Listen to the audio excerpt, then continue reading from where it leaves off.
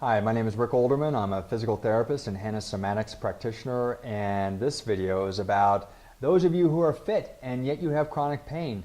What's the deal here? Why is this happening?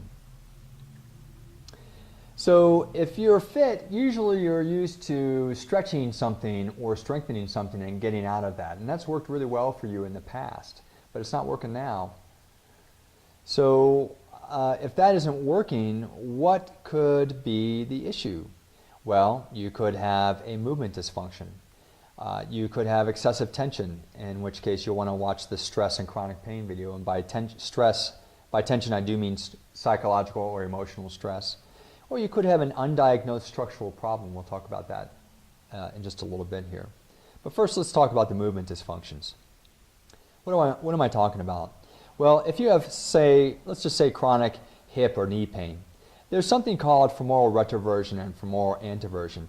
And they're just fancy terms that mean that the thigh bone here can be twisted outward or inward. And this is a genetic thing, so it's not as a result of training or anything like that. But knowledge of this will really influence how you train.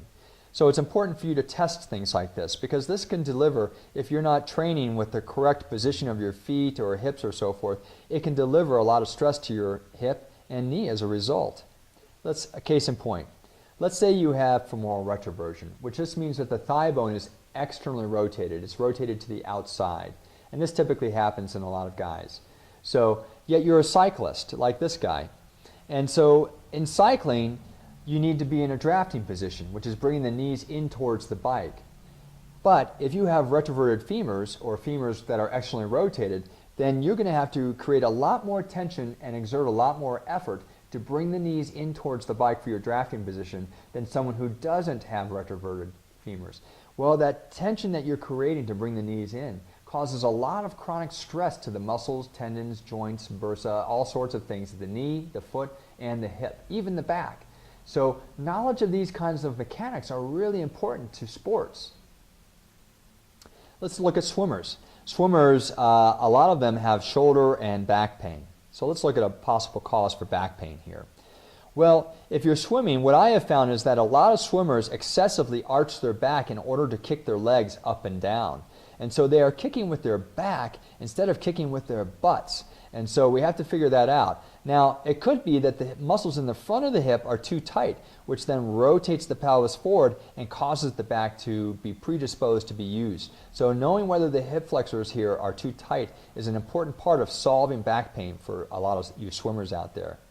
Now, another result of kicking with your back instead of your butt is that the femur head here can slide forward in the hip socket. And so because the butt muscles are the ones that primarily control the tracking of the femur head here in the hip socket, if they aren't working, then this guy is going to start sliding forward and irritating tissues around the hip socket here, which can cause chronic hip pain. So learning how to kick with your rear end instead of using your hamstrings or your back muscles will be critical for a lot of you swimmers. All right, so what am I talking about with excessive tension? Well, we're talking about emotional, psychological stress and so forth. And again, I recommend that you watch the stress and chronic pain video if you feel that you are a person who has a lot of stress and tension in your life. Undiagnosed structural problem. You may have a labral tear or something like femoral acetabular impingement in the hip. You may have disc issues that have been undiagnosed yet.